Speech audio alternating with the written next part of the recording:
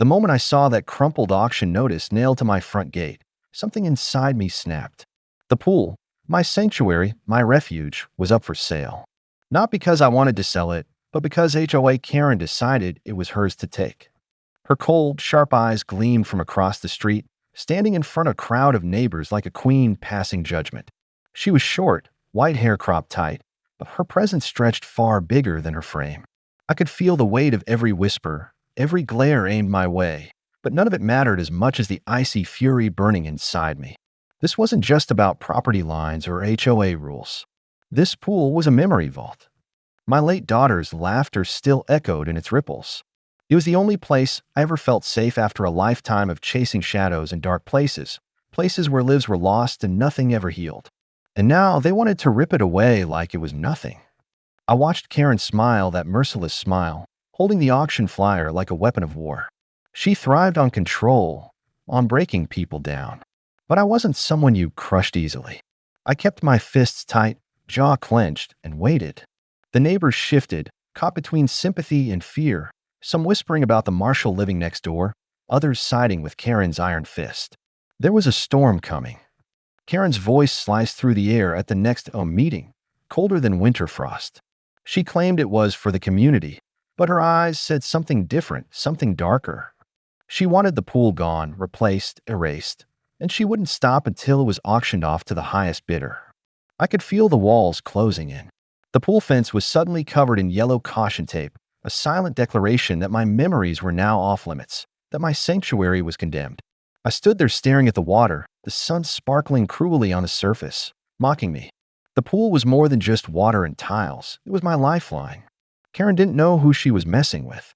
She didn't know I was a U.S. Marshal, trained to handle worse than a petty HOA tyrant. But I wasn't going to reveal that just yet. Not until I knew exactly how deep her poison went. She prowled the neighborhood, whispering lies, turning neighbors against me. I saw the doubt in their eyes, the same doubt that haunts anyone fighting a battle they don't fully understand. But I had a plan. I always did. Karen's next move was swift and brutal. She started a petition, plastered the neighborhood with signs, her voice ringing through every doorbell like a death knell for my pool. She was relentless, every conversation poisoned with her venom, every meeting a battleground. But I wasn't backing down. I stared at the auction date on that flyer, countdown ticking toward disaster. This pool was my last stand, and I would fight like hell to keep it. Neighbors gathered on the street, tension snapping like a wire ready to break. Karen stood tall, triumphant. But there was fear in her eyes, fear I recognized all too well. Because the Marshal next door was about to show her what real power looked like. If you're feeling this fire, if you've ever had something precious threatened by someone who thinks they own the world, hit that like button. Share this story with someone who needs to know that standing up matters. And don't forget to subscribe because this fight is just beginning. Comment below if you've ever faced an enemy you didn't know you had until it was too late. Karen's march toward auction day was relentless. The whispers grew louder and the crowd bigger. But I had something she didn't, a secret that would turn this whole nightmare upside down. She thought she held all the cards. She was about to learn how wrong she was. The pool water shimmered, calm before the storm. But beneath the surface, everything was about to explode. Karen thought she had me figured out, a simple homeowner desperate to cling to his backyard pool. But she couldn't have been more wrong. I wasn't just a man protecting a patch of water. I was a U.S. Marshal, trained in shadows, strategy, and silence. A man who had stared death in the face more times than he cared to remember. This pool was my sanctuary, yes, but it was also my fortress. The private investigator she hired was her latest weapon. I saw him lurking at the edges of the neighborhood, scribbling notes, snapping photos, piecing together what little she could uncover. But what Karen didn't realize was that every step she took deeper into my life only tightened the noose around her own neck.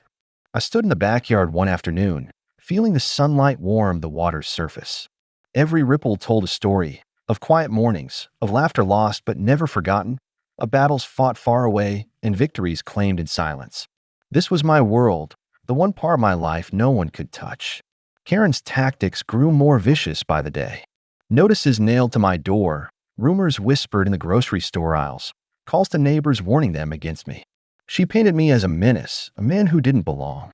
But I kept my secrets close, the badge hidden beneath my shirt, the scars beneath my calm exterior. Inside her car, the private investigator flipped through pages of my life. Pictures of me in uniform, shadowy faces from missions long past, moments she couldn't understand. Karen sat beside him, arms folded, her white hair catching the sunlight, her eyes burning with a cold fire. She thought uncovering my identity would break me. Instead, it only made me stronger. The neighborhood was divided now. Some saw me as a hero, others as a threat. The HOA meetings were battles of words, each accusation a sword thrust. Karen controlled the room, her voice sharp and commanding. I sat in the crowd, unmoved. I was ready. Every conversation was a dance of power and deception. I whispered to old allies, made quiet calls, set traps in the shadows. Karen's grip on the community was slipping, though she refused to see it. The day the private investigator uncovered my Marshal status, I could almost taste the victory, but the game was far from over. Then came the betrayal. A trusted neighbor, someone I'd helped years ago, turned against me. The sting of that treachery cut deeper than any legal threat. The pool, my refuge, now felt like a battlefield surrounded by enemies disguised as friends. But I kept moving forward, every step calculated, every word a weapon. One night, beneath the fading light of dusk, sabotage struck. The pool's filtration system, my lifeline for peace and quiet, was destroyed. Water drained away as I watched helplessly. Karen's shadow loomed larger than ever, but this only fueled the fire inside me. This was war, but I had secrets she could never touch, a resilience born from years on the edge. I was no longer just a man fighting for a pool. I was a Marshal ready to take back everything she tried to steal. If you're standing against impossible odds, hit like and share. Your story matters, and we're not alone in this fight. Subscribe now and join me, because the next move could change everything. The neighborhood held its breath. The pool was more than a home feature. It was a symbol of a man's fight for justice, for peace, for everything worth protecting. Karen thought she could win. She had no idea what was coming. The private investigator's discovery of my identity was the first real move in Karen's game. She smiled with a venomous pride, convinced she held the trump card. But she didn't realize she had just stepped into a storm she couldn't control. I was no ordinary man. I was a Marshal trained to turn the tables, to make enemies regret underestimating me. That night, under the fading light where day kissed night, I set my own plan in motion. The pool, the neighborhood, the entire it was a chessboard. Karen thought she was playing checkers. The next HOA meeting was a powder keg. The room buzzed with whispers, the air thick with tension. Karen stood at the podium, eyes blazing, voice sharp as a razor, accusing me of lies, sabotage, and worse. But I sat in the crowd calm, watching every flicker of doubt ripple across the faces of the neighbors she had so carefully manipulated. Allies quietly moved closer, shadows in the daylight, ready to stand when the time came. Karen's facade cracked in a few moments, her carefully crafted image shattered by whispers of her own dark past. Tragedies that explained her ruthless hunger for control. Some neighbors gasped. Others exchanged knowing looks. And then came the betrayal. The closest friend I had in this neighborhood, someone I trusted, someone I saved years ago, turned against me. Their words cut deeper than any legal threat, stabbing at the fragile alliances I had built. The pool, once a sanctuary, now felt like a battlefield surrounded by enemies hiding behind smiles. But I wasn't done. Late one night, a sickening sound ripped through the quiet. The pool's filtration system was destroyed, water draining out like blood from a wound. I stood frozen, helpless to stop it. Karen's shadow lurked at the edge, her satisfaction barely hidden. This was no longer just a fight for property. It was a war for my peace, my past, my very soul. I tightened my fists, the rage bubbling beneath the surface. The neighbors' murmurs turned to fear, curiosity, hope. Some began to see the real Karen, the woman behind the ice mask. But still, the question hung in the air. How far would she go? I had secrets she could never touch, resilience born in fire and loss. This was a battle for justice, for honor, for every memory drowned in that pool's depths. And I was ready to fight. If you're still with me, hit like, share this fight with someone who needs to hear it, and subscribe to catch every twist. The next move will shake this neighborhood to its core. Because this battle wasn't over, it was only just beginning. The crackling roar of flames shattered the morning calm. The pool, my sanctuary, was ablaze. Orange tongues of fire devoured the water's edge, thick smoke choking the sky, turning sunlight into a sickly haze. I stood there, drenched in sweat and soot, heart pounding like a war drum. My hands trembled, hose spraying futile jets of water against a fire that refused to die. The scent of burning plastic and chemicals filled the air, searing through my lungs. Karen watched from behind a cluster of trees, her face pale, but her eyes flickering with a twisted satisfaction. She tried to hide it, but the smirk betrayed her. Around us, neighbors spilled into the street, their faces etched with shock and disbelief.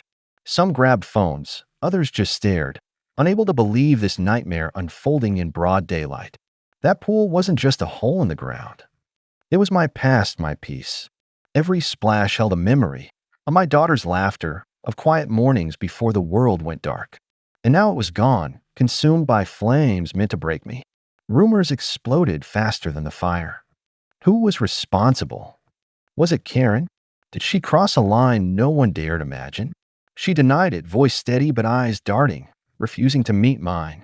The neighborhood was divided, whispers turning to accusations, suspicion clouding every conversation. I remembered the losses from my past, the missions gone wrong, the friends lost to fire and blood. That pain rekindled, sharper now. The pool fire wasn't just an attack, it was a message. But I was still standing. The emotional fallout was raw and relentless.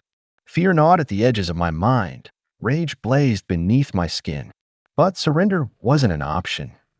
This wasn't just about a swimming pool anymore. It was about survival, about fighting for what was right when everything else tried to tear you down. Then, amidst the chaos, an unexpected ally emerged. A quiet neighbor, one who had watched from the sidelines, stepped forward with a secret, information that could change everything. Their voice was steady but urgent, eyes locking with mine. The weight of their revelation hung heavy, shifting the battlefield beneath our feet. This fight was far from over. The fire had scorched more than wood and water. It had ignited a war that would demand everything I had left to give. If this story has gripped you, if you feel the fire burning inside, don't forget to like and share. Your support fuels this fight. Subscribe now and comment below. Have you ever lost something that meant everything? The next chapter will pull you deeper into the fight for justice and truth. Because sometimes the flames reveal more than destruction. They light the path forward. The mayor's office was bathed in warm afternoon light, the kind that made every shadow sharper, every lie harder to hide. Behind the polished desk sat the mayor himself, calm, calculating, but with a hint of something deeper behind his eyes. He leaned forward, fingers steepled, as if weighing the fate of the neighborhood on a fragile scale. Karen stood stiffly to the side, arms crossed, her white hair catching the light, frustration barely masked. The tension in the room was thick, the air heavy with unspoken threats and broken promises. I met the mayor's gaze head-on, knowing that this was the moment everything could change. He wasn't just a politician, he had ties deeper than anyone suspected, ties to me, to this pool, to the corruption festering beneath the HOA's pristine surface.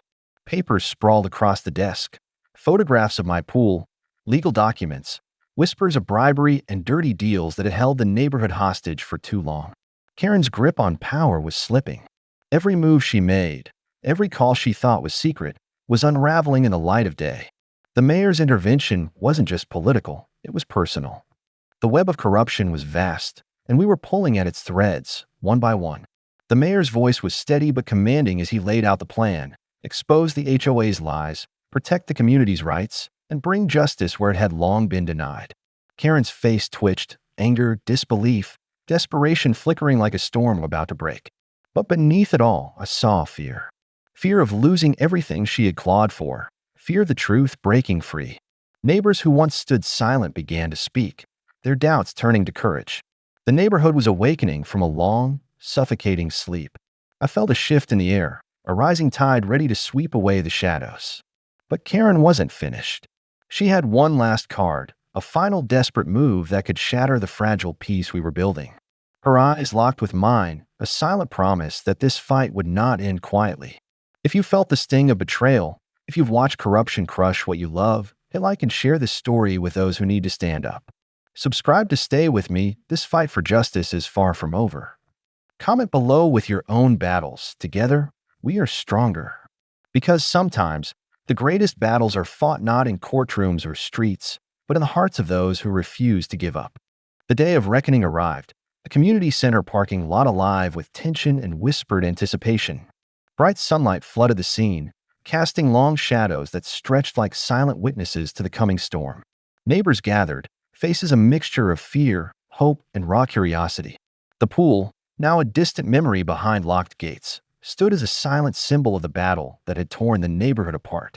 Karen stepped forward, her white hair sharp against the sunlight, her eyes blazing with defiance and desperation. She wasn't just fighting for a swimming pool, she was fighting for control, for power, for the identity she had carved out in this small world.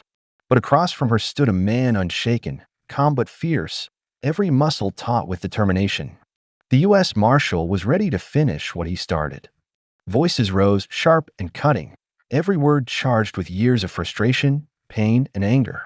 Karen's accusations were fierce, laced with venom, but the Marshal's responses were measured, precise. Each sentence a calculated strike, exposing the cracks in her armor. The crowd hung on every word, caught in the electric current of confrontation. The past and present collided in that heated exchange. Memories of betrayal, loss, and sacrifice poured into the open like a flood, raw and unfiltered. Secrets long buried surfaced, painting a picture far more complex than the neighborhood had ever seen. Karen's ruthless drive stemmed from wounds deeper than anyone guessed, wounds that had shaped her into both victim and villain. Unexpected twists shattered the fragile peace. Allies became enemies. Enemies revealed unexpected compassion. Sacrifices were made in whispers and shouts. The pool, once a place of refuge, became a battleground where justice was wrested from chaos. The fight reached its peak. Words turned to silence, silence to judgment. Karen's fate balanced on a knife's edge. Would justice come with mercy, or would the price of this war be ruin for all involved?